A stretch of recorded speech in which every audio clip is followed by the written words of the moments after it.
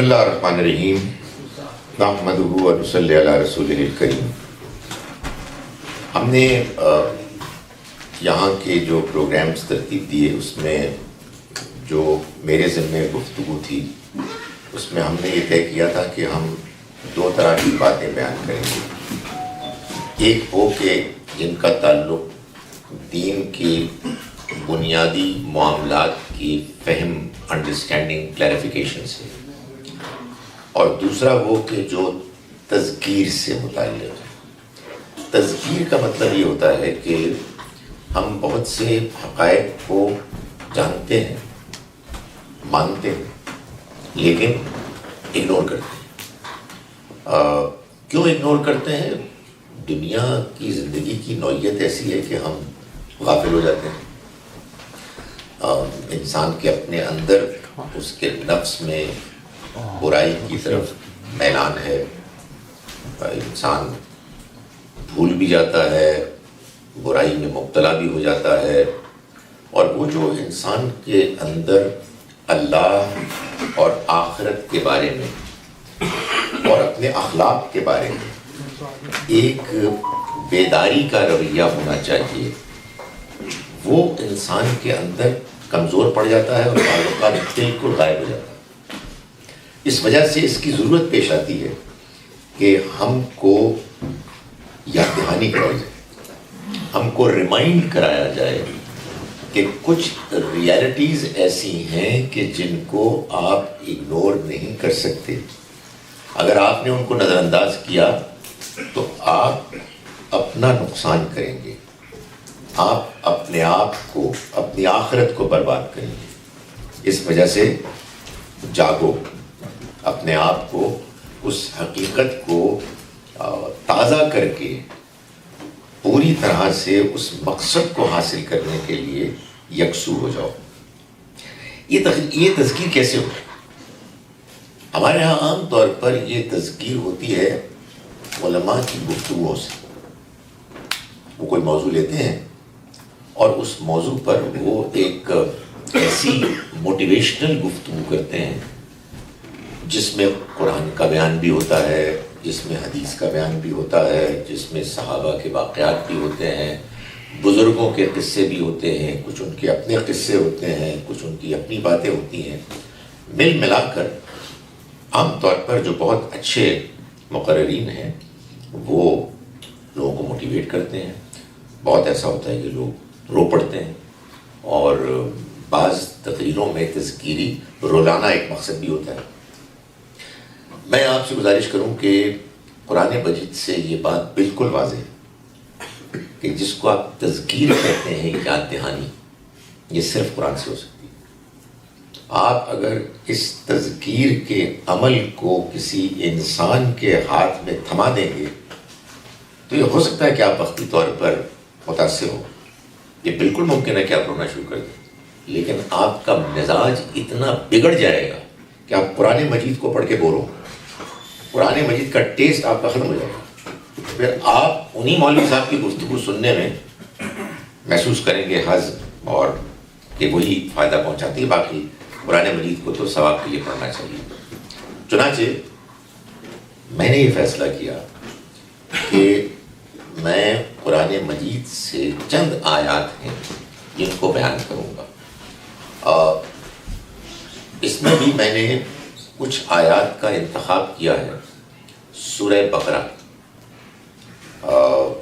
ظاہر ہے کہ آپ سورہ بقرہ یا قرآن مجید کا کوئی حصہ بھی پڑھیں گے تو آپ کو بعض آیات تذکیر کے حوالے سے زیادہ اپیل کریں گے، کسی دوسرے کو کچھ اور آیات ہیں کہ جو زیادہ اپیل کریں گی۔ یہ انسان کا انتخاب ہوتا ہے اور اس میں کوئی تعجب کی بات نہیں ہے۔ تو میں نے جو چند آیات آپ کے سامنے پیش کرنی ہیں آج، اور اگر موقع ملا تو کل، ان میں سے جو پہلی آیت میرے سامنے ہے وہ سورہ بقرہ میں بالکل آپ سمجھے کہ ابتدا ہی میں آیت نمبر 26 میں اللہ تعالیٰ قرآن مجید میں جس طرح سے اللہ نے اپنے پیغام کو بیان کیا ہے اس کی کچھ وضاحت کرنے کے بعد ایک بات بیان کی ہے، بڑی اہم بات، اور وہ یہ ہے کہ یضل بہ کثیرا ویہدی بہ کثیرا۔ اللہ اسی قرآن کے ذریعے سے بہت سوں کو گمراہ کرتا ہے، اور اسی کے ذریعے سے وہ بہت سوں کو ہدایت دیتا ہے۔ معلوم یہ ہوا کہ یہ کوئی ضروری نہیں ہے کہ آپ قرآن سن رہے ہیں یا قرآن پڑھ رہے ہیں اس سے لازماً آپ کو ہدایت ملے۔ ہدایت اور گمراہی کا فیصلہ اللہ کرے گا۔ ہدایت کیا ہے؟ ہدایت یہ ہے کہ آپ کو یہ بات سمجھ میں آ جائے کہ آپ کے رب نے یہ دنیا کیوں بنائی ہے، اور آپ اس دنیا کی زندگی میں وہ کیا رویہ اختیار کریں کہ جس کے نتیجے میں آپ کامیاب ہو جائیں۔ اگر یہ بات آپ کو سمجھ میں آ جائے اور آپ کا دل اس سمجھ اور فہم کے مطابق مائل ہو جائے تو یہ ہدایت ہے۔ مجھے یہ بات سمجھ میں آ گئی ہے کہ میرے رب کو مجھے راضی کرنا ہے اور مجھے اپنی آخرت کو سنوارنے کے لیے عمل کرنا ہے، اور میرا دل اس کی طرف مائل ہو جائے، یہ ہدایت ہے۔ تو اللہ تعالیٰ فرماتے ہیں کہ اس قرآن کے ذریعے سے اللہ ہدایت دیتا ہے جس کو چاہتا ہے، اور اسی قرآن کے ذریعے سے وہ گمراہ کرتا ہے، قرآن کے ذریعے سے گمراہ کرتا ہے جس کو چاہتا ہے۔ آگے فرمایا وما یضل بہ الا الفاسقین، اور وہ گمراہ نہیں کرتا اس کے ذریعے سے سوائے ان لوگوں کے کہ جو نافرمان ہیں۔ نافرمان ہیں، بد اخلاق ہیں، جن کا کردار ٹھیک نہیں۔ اگلی آیت میں فرمایا یہ کون لوگ ہیں؟ الذین ینقضون عہد اللہ من بعد میثاقہ، وہ لوگ کہ جو اللہ سے کیے ہوئے عہد کو توڑ دیتے ہیں اس کے پختہ ہو جانے کے بعد۔ یہ اشارہ ہے خاص طور پر اس زمانے میں جو یہود موجود تھے جنہوں نے کہ اللہ سے عہد کیا تھا کہ وہ بعد میں آنے والے پیغمبر کے بارے میں لوگوں کو آگاہ کریں گے۔ انہوں نے اس عہد کو توڑ دیا، لیکن اللہ تعالیٰ کسی انسان یا کسی قوم کے خلاف نہیں ہے۔ ان کے نام، ان کی شناخت، ان کی ایتھنسٹی، ان کے فیتھ کی وجہ سے اس کا خلاف ہونا یا حق میں ہونا اصولوں پر ہے، میرٹ کی بنیاد پر ہے۔ جو شخص بھی عہد کو توڑتا ہے، معاہدے کو نظر انداز کرتا ہے، وہ فاسق ہے۔ قرآن مجید یہ بات تو بالکل واضح ہے۔ اور دوسری بات یہ بیان کی وَيَقْطَعُونَ مَا أَمَرَ اللَّهُ بِهِ أَن يُوصَلَ، اور یہ وہ لوگ ہیں کہ جو کاٹتے ہیں، منقطع کرتے ہیں اس کو اللہ نے حکم دیا جس کے بارے میں کہ اس کو جوڑا ہے۔ وہ کیا ہے؟ رشتہ داری، خونی رشتے۔ دنیا میں ہمارے رشتے دو طرح کے ہوتے ہیں، ایک وہ کہ جس کا انتخاب ہم خود کرتے ہیں، دوست ہو گئے، ملازمت ہو گئی، بزنس پارٹنرشپ ہو گئی، اور دوسرے رشتے وہ ہیں جو اللہ نے دیے۔ اللہ کے دیے ہوئے رشتوں کو آپ نہیں توڑ سکتے۔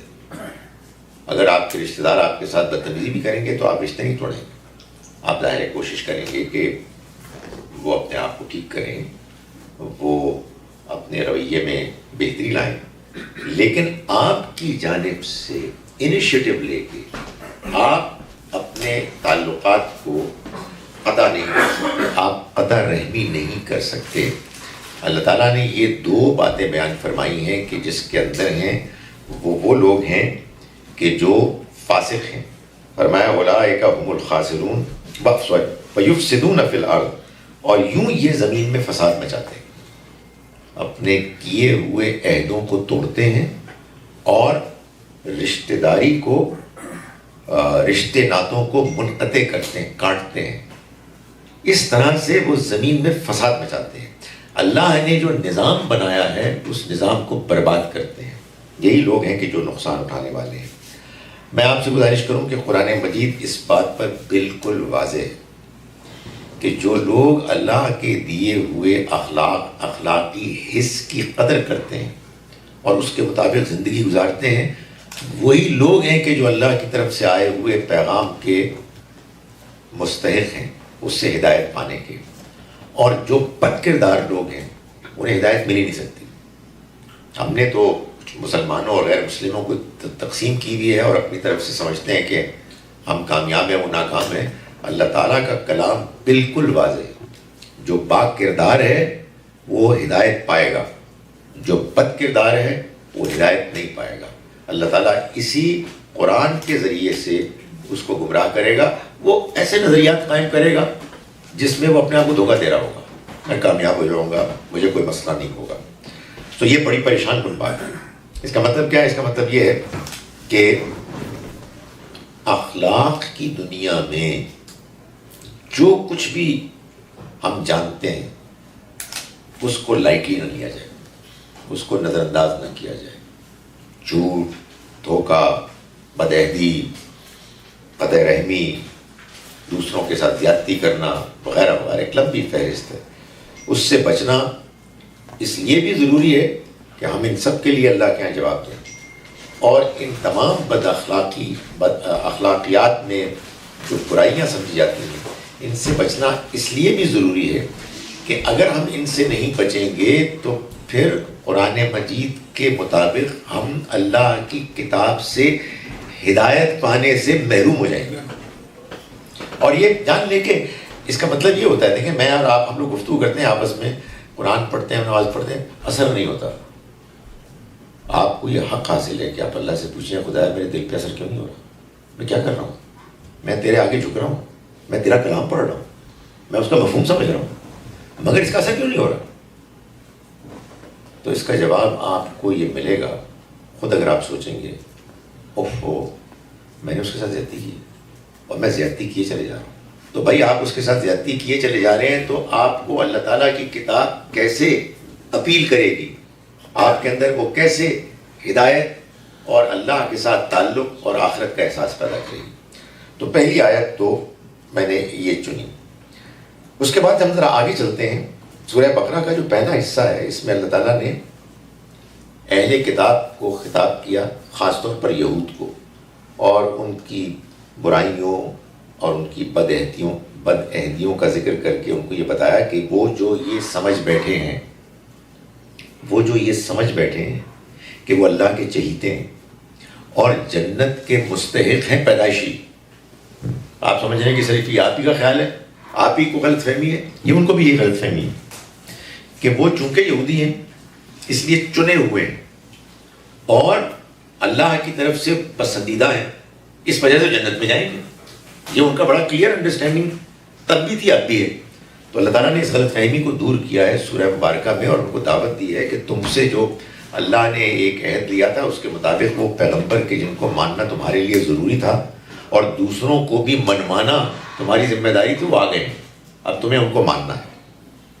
تو یہ دوسری آیت کو جس کا میں نے انتخاب کیا ہے وہ آیت ہے جس میں کہ اللہ تعالیٰ بنی اسرائیل کو خطاب کر رہے ہیں، خاص طور پر ان کے علماء کو، اور ان کو یہ کہہ رہے ہیں. یہ آیت نمبر 42 ہے. وَلَا تَلْبِسُوا الْحَقَّ بِالْبَاطِلِ وَاتَّقْتُمُوا الْحَقَّ وَأَنْتُمْ تَعْلَمُونَ. دیکھو تم حق اور باطل کو گڑمٹ مت کرو اور حق کو چھپانے کی کوشش مت کرو جبکہ تم جانتے ہو. ہم غلطیاں کرتے ہیں اور ہم اچھائیاں بھی کرتے ہیں. بہت ایسا ہوتا ہے کہ جب ہم غلطیاں کرتے ہیں تو ہمیں یہ ایک غلط فہمی ہوتی ہے کہ چونکہ ہم اچھائیاں بھی کرتے ہیں اس لیے غلطیاں نظر انداز ہو جائیں گی. اچھا اللہ تعالیٰ نے کچھ وعدہ بھی کیا ہے کہ اگر آپ ایک اچھے انسان، ایک اچھے مسلمان بنیں گے، آپ نماز پڑھیں گے، روزہ رکھیں گے، اللہ سے ڈرتے رہیں گے، تو جو غلطیاں آپ سے سرزد ہو جاتی ہیں جان بوجھ کر نہیں بلکہ ایک انسان ہونے کے ناطے انسان سے ہو جاتی ہیں غلطیاں، زبان سے، نگاہ سے، عمل سے، تو اللہ تعالیٰ اس کو دھوتا ہے. لیکن اس میں مجھے اور آپ کو اپنی غلطیوں کو جسٹیفائی نہیں کرنا، اس لیے کہ کون سی غلطی اتنی بڑی ہے، اتنی نمایاں ہے کہ وہ نیکیوں کو کھا جائے گی. اس لیے کہ اصل میں یہ دونوں طرف عمل چل رہا ہے. یا تو آپ کی نیکی، آپ کی نماز، آپ کا تقوی اتنا مضبوط ہے کہ وہ آپ سے جو کچھ چھوٹی موٹی غلطیاں ہوتی ہیں وہ صاف ہو جاتی ہیں، یا پھر آپ کچھ ایسے جرم کر رہے ہیں، ایسی زیادتیاں کر رہے ہیں کہ جس کے نتیجے میں آپ کی نیکیاں زیرو ہو جاتی ہیں. میں ایک مثال دے رہا ہوں. قرآن مجید نے یہ بات بیان کی کہ دیکھو ایمان والو، لا تبطلوا صدقاتکم بالمن والعذاب، تم احسان جتلا کر اور اذیت دے کر اپنے صدقات اور خیرات کو ضائع مت کرو. ایک غریب آدمی ہے، ایک غریب رشتہ دار ہے، آپ نے اس کو پیسے دیے اور پھر کہا دیکھا میں تمہارے پر کیا احسان کیا، تم کیا چیز ہو، اور پھر آپ اس کے ساتھ بدتمیزی کریں، سلام بھی نہیں کرتے تم میرے ساتھ صحیح رویہ بھی اختیار نہیں کرتے اور آپ دوست جماتے ہیں. تو قرآن کہہ رہا ہے آپ کے صدقات زیرو ہو گئے، مت ضائع کرو. سو میں کہنا یہ چاہ رہا ہوں کہ ہوتا یہ ہے کہ بعض اوقات ایک آدمی برائی کرتا ہے لیکن وہ اپنے آپ کو، اپنے نفس کو دھوکہ دے رہا ہوتا ہے کہ یار میں نیکی بھی تو کر رہا ہوں. جب آپ کے نفس نے آپ کو یہ بات سجھائی کہ میں اگر کہیں جھوٹ بول رہا ہوں، میں اگر کسی کو دھوکہ دے رہا ہوں، میں اگر کسی کے ساتھ زیادتی کر رہا ہوں، تو بھائی نماز بھی تو پڑھ رہا ہوں، وہ جو مسجد میں چندہ دیتا ہوں وہ بھی تو دے رہا ہوں. اس کا مطلب ہے آپ اپنے آپ کو دھوکہ دے رہے ہیں.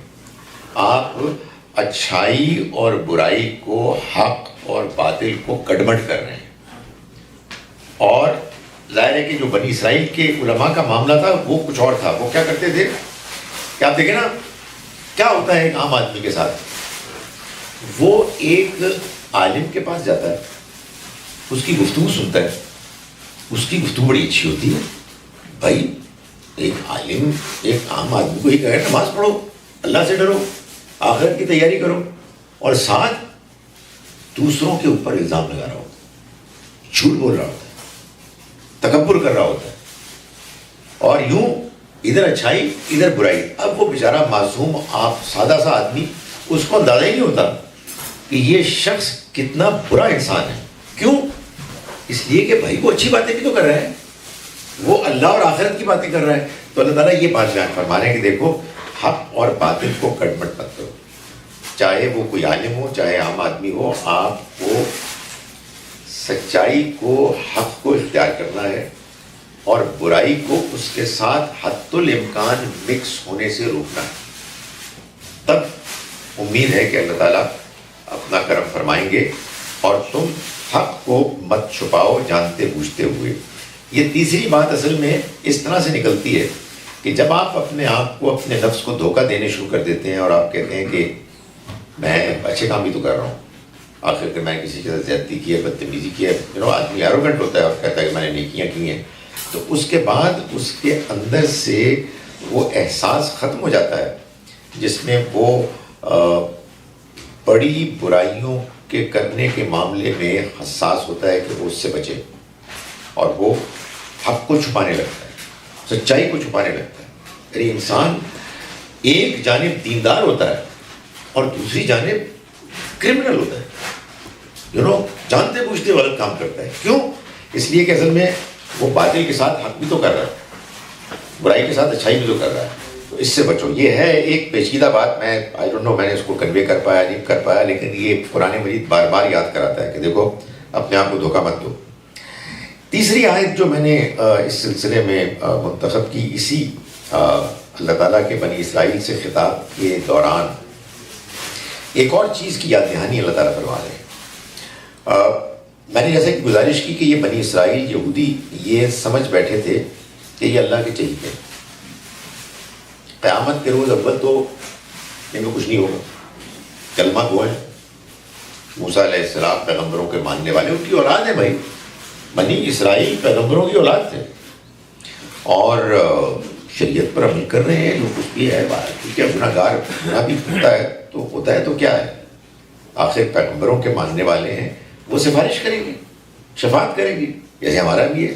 ہم کلمہ پڑھتے ہیں اور الحمدللہ اگر کوئی پکڑا بھی جائے گا تو سفارش ہو جائے گی. سفارش اتنی تگڑی ہے کہ کمال ہو جائے گا.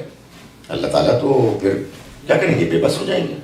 ادھر سے اگر پیغمبر کی سفارش آتی ہے تو وہ تو بیڑا پار ہو جائے گا. اتنے کانفیڈنٹ ہوتے ہیں مذہبی لوگ، اتنے کانفیڈنٹ، دعائیں کرتے ہیں اس کے لیے. اب سنیے یہ جو میں آیت پڑھ رہا ہوں آپ کے سامنے، جس میں خطاب بنی اسرائیل کو کیا گیا ہے، یہ بھی ویسے کتنے کمال کی بات ہے. میں نے اس آیت کو بعض مسلمانوں کے سامنے پیش کیا اور میں نے کہا کہ یار یہ تم کیوں اپنے آپ کو دھوکہ دے رہے ہو، یہ تمہاری سفارش ہو جائے گی، اپنے اعمال ٹھیک کرو، اپنے اخلاق ٹھیک کرو. تو انہوں نے کہا کہ بھائی صاحب یہ اللہ تعالیٰ یہودیوں کو کہہ رہے ہیں، مسلمانوں کے ساتھ وعدہ ہے.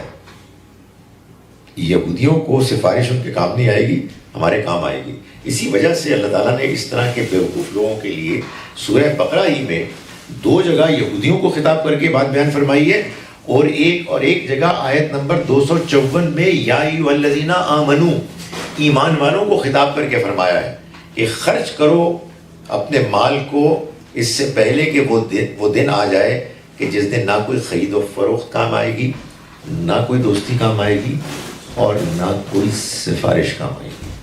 تو یہاں یہ بنی اسرائیل کو خطاب کر رہے ہیں اللہ تعالیٰ. آیت نمبر 48 میں فرمایا وَاتَّقُوا، اور ڈرو، یومن، اس دن سے، لا تجزی نفس عن نفس شیئا، کوئی انسان کسی انسان کے کام نہیں آئے گا، شیئن، کچھ بھی.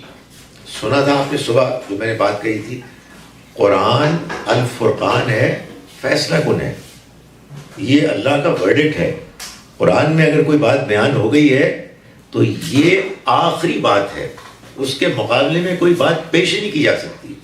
اگر اس کے مقابلے میں کوئی بات ہے تو اس کو قرآن کی روشنی میں اس کے فٹ نوٹ کے طور پر سمجھی جائے گی. میں یہ بڑے جوش سے تقریر کر رہا ہوں، مجھے یقین ہے کہ مسلمانوں کا 95% سے زیادہ لوگ وہ سمجھتے ہیں کہ یہ آیت جو بھی کہتی رہے انشاءاللہ ہماری سفارش ہوگی. اور ایم شور کہ آپ لوگ بھی سوچتے ہوں کہ مولوی صاحب تقریر ختم کریں تو پوچھیں کہ سر پھر وہ سفارش کا کیا بنے گا. میں آپ کو بتا رہا ہوں کہ میں آپ کے سامنے اللہ کا کلام جو بالکل واضح ہے، ترجمہ کرنے میں اللہ معاف کرے میں کوئی ڈنڈی نہیں مار رہا، یہ بالکل واضح الفاظ ہیں. ڈرو اس دن سے جس دن کوئی انسان کسی انسان کے کام نہیں آئے گا، شیئن، کچھ بھی. یہ سٹیٹمنٹ بہت کافی تھی، لیکن یہ سٹیٹمنٹ اللہ تعالیٰ نے اسی پر آیت ختم نہیں کی. آگے فرمایا وَلَا يُقْبَلُ مِنْهَا شَفَاعَةٌ، اور اس کی طرف سے کوئی سفارش قبول نہیں کی جائے گی. یہاں بھی بات ختم نہیں کی. وَلَا يُؤْخَذُ مِنْهَا عَدْلٌ، اور اس کی جانب سے کوئی پیمنٹ، فدیہ قبول کر کے اس کو چھڑایا نہیں جا سکے گا. یہاں بھی بات ختم نہیں کی. وَلَا هُمْ يُنصَرُونَ، اور نہ ہی ان کی کوئی اور مدد کی جائے گی، تاکہ بات ختم ہو جائے، ذہن سے یہ غلط فہمی دور ہو جائے کہ آپ رشوت دیں گے، آپ جھوٹ بولیں گے، آپ دوسرے کا حق ماریں گے، اور انشاءاللہ نبی اکرم صلی اللہ علیہ وسلم کی سفارش آپ کو بچا لے گی. بھائی اللہ تعالیٰ یہ جو بات بیان فرما رہے ہیں، اس کے باوجود بھی یہ کیسے ہو سکتا ہے؟ سو یہ بھی ایک بڑی اہم آیت ہے جو جب بھی انسان پڑھتا ہے تو یہ خیال ہوتا ہے کہ اس پیغام کو خود بھی سمجھنا ہے اور دوسروں کو بھی سمجھانا ہے. اس کے بعد ایک اور آیت ہے، وہ آیت بڑی ایک طرح سے مشکل آیت ہے، اس لیے کہ اس میں بڑی بحث ہوتی ہے. میں اس مشکل کو تو نہیں آسان کر سکوں گا، لیکن میں اس آیت کو آپ کو سمجھانے کی کوشش کروں گا جو بات مجھے سمجھ میں آئی ہے. وہ آیت ہے آیت نمبر 62 سورہ بقرہ، جس میں اللہ تعالیٰ، ڈونٹ فرگیٹ کہ خطاب یہودیوں سے ہے لیکن ظاہر ہے پیغام سب کے لیے.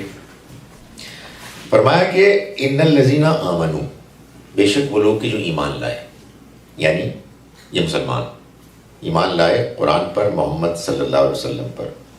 والذین ہادوا، اور وہ کہ جو یہودی ہوئے، والنصارى، اور نصرانی، والصابئین، اور صابئی.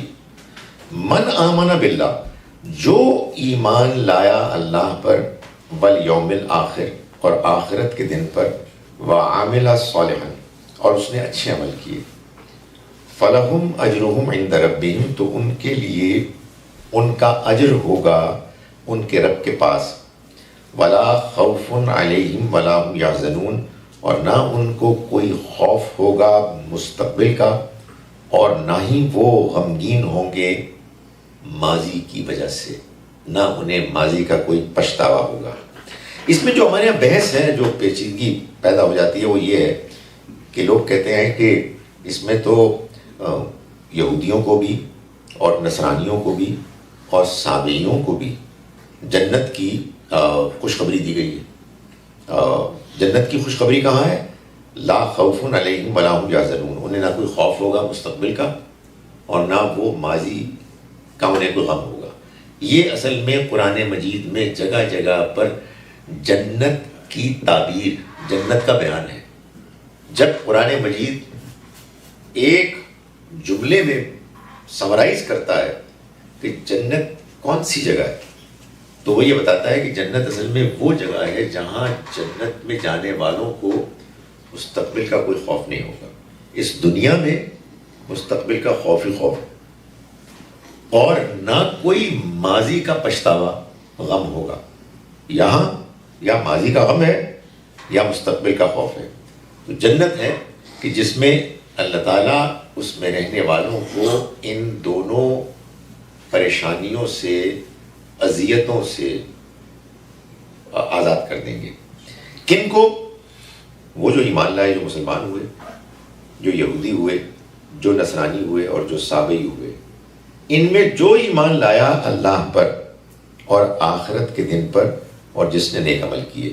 گویا کہ قرآن جو الفرقان ہے، جو اللہ کا واضح فیصلہ ہے، وہ فیصلہ ہمیں یہ بتا رہا ہے کہ اللہ کے ہاں اگر تم نے کامیاب ہونا ہے تو اللہ کو ماننا ہوگا ٹھیک طرح سے، آخرت کو ماننا ہوگا ٹھیک طرح سے، اور اچھے عمل کر رہے ہوں، اپنا کردار، اپنا اخلاق اور دین کے مطابق عمل ٹھیک کرنا ہوگا، تو اللہ کی طرف سے یہ خوشخبری ہے۔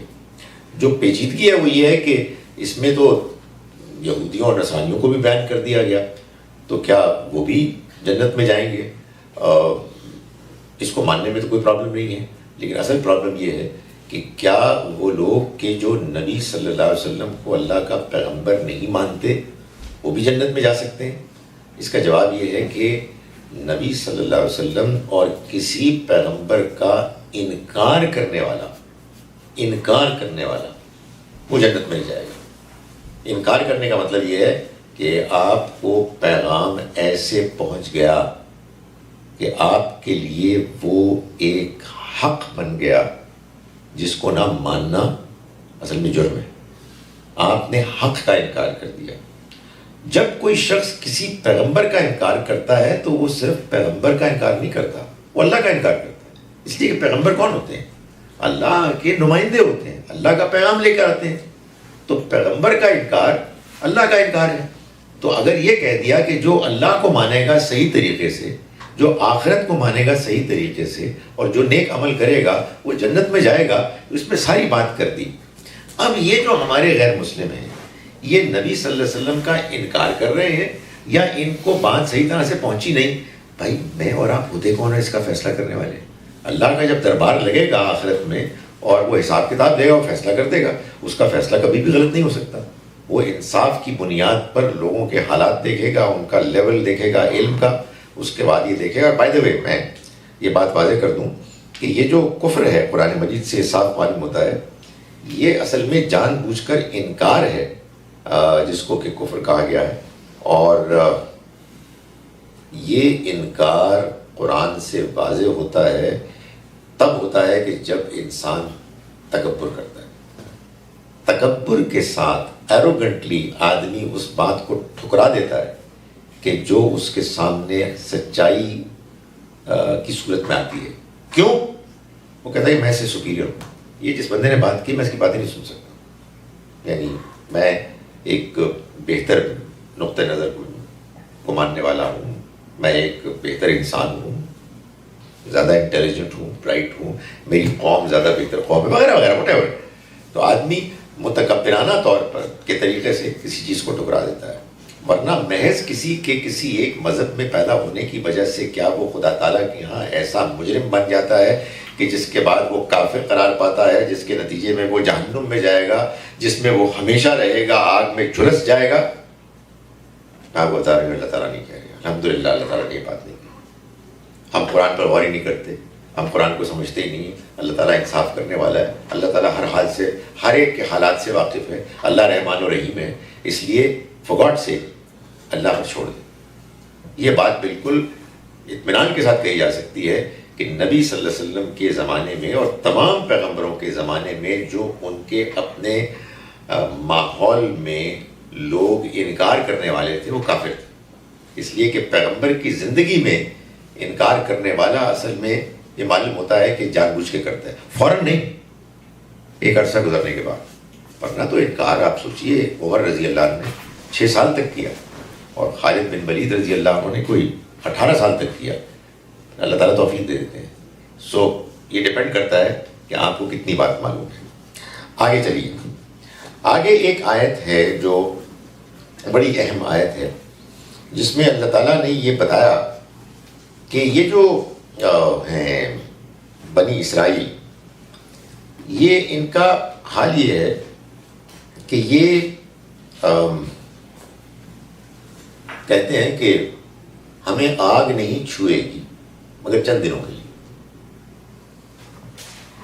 کچھ ذہن میں آ رہا ہے کہ یہ ایک اور گروہ بھی کہتا ہے اول تو الحمدللہ ہم جائیں گے نہیں جہنم میں، اول تو انشاءاللہ ہم جائیں گے نہیں، جو مرضی کر لیں، خار ہیں، بدکار ہیں، فراڈ ہیں، راشی ہیں، لیکن تیرے محبوب کی امت سے. یہ ایک بڑی دعا ہوتی ہے ہمارے یہاں. تو یہ یہودی بھی کرتے تھے، تو یہ کہتے تھے کہ ہمیں آگ نہیں چھوئے گی. قرآن کے الفاظ ہیں لن تمسنا النار الا ایاما معدودہ، ہمیں آگ نہیں چھوئے گی مگر چند دنوں کے لیے. اس کے جواب میں اللہ تعالیٰ نے فرمایا کہ قل، ان سے پوچھو، اتخذتم عند اللہ عہدا، کیا تم نے اللہ سے کوئی عہد لیا ہے کہ اللہ تعالیٰ اس عہد کی خلاف ورزی نہیں کرے گا؟ ہم تقولون علی اللہ ما لا تعلمون، یا تو وہ بات کہہ رہے ہو جو تمہیں پتہ ہی نہیں ہے، اپنی طرف سے کہہ رہے ہو. اس کے بعد آگے اللہ تعالیٰ نے یہ فرمایا، یہ آیت ہے آیت نمبر 81، جس میں اللہ تعالیٰ یہ بتا رہے ہیں کہ یہ جو اللہ کا فیصلہ ہے جہنم کے بارے میں، اس کی بنیاد کیا ہوگی. یہ بڑی سخت بات ہے، یہ بڑی امپورٹنٹ بات ہے.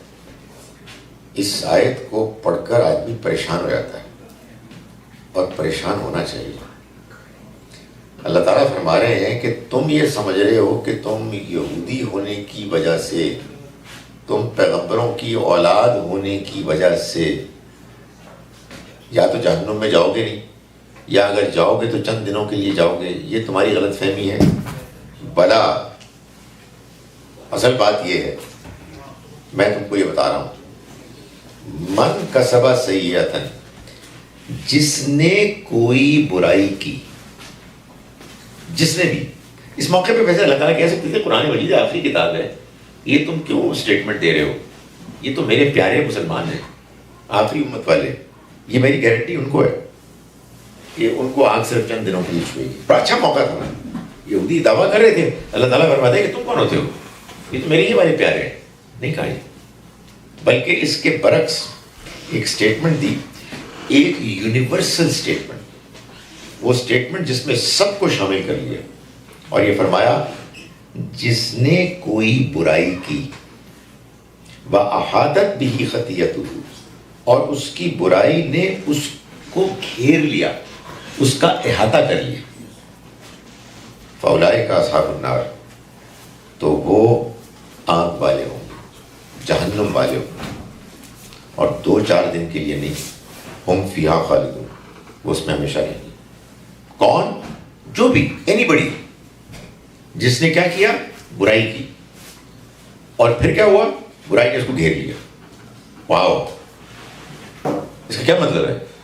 اس کا مطلب یہ ہے کہ آپ نے کوئی زیادتی کی، آپ نے کوئی غلط کام کیا، اور اس کے بعد پھر آپ نے توبہ نہیں کی، آپ کو توبہ کی توفیق نہیں ملی، آپ وہ غلط کام کرتے چلے گئے، وہ غلط کام آپ کے اوپر چھا گیا، پھر وہ ایسا چھایا کہ اس کے بعد نیکیاں بے معنی، بیکار، بے وزن ہو گئی۔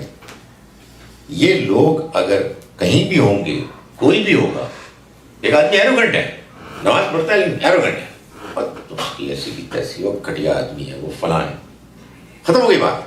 اگر یہ اس کی زندگی بھر کا وتیرہ رہا اور اس نے اپنی اصلاح نہیں کی، تو قرآن کی یہ آیت کہہ رہی ہے کہ وہ نہیں بچے گا، اس لیے کہ انسان کو اللہ نے اس دنیا میں یہ موقع دیا ہے کہ جب کبھی وہ برائی کرتا ہے تو اس کے بعد اس کے اندر ایک احساس پیدا ہوتا ہے کہ غلط ہو گیا کام، میں